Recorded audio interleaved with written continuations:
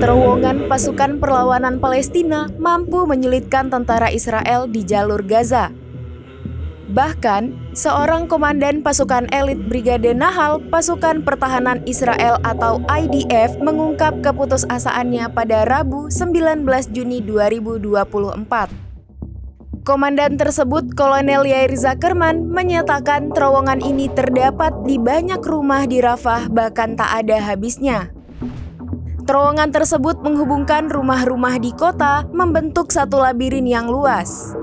Dalam beberapa hari terakhir, IDF mengaku telah menemukan 17 terowongan.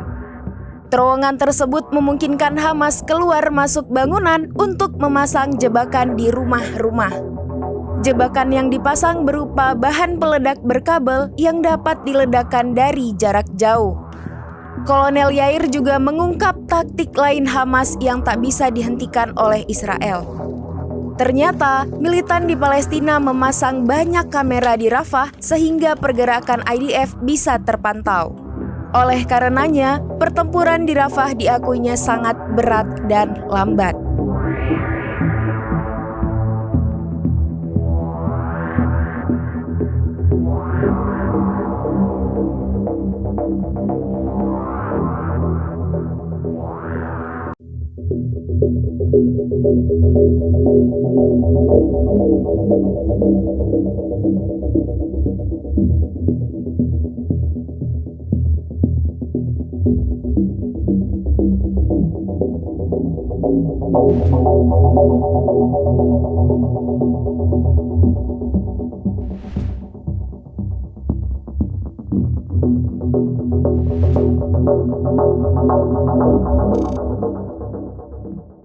Download Tribun X sekarang, menghadirkan lokal menjadi Indonesia.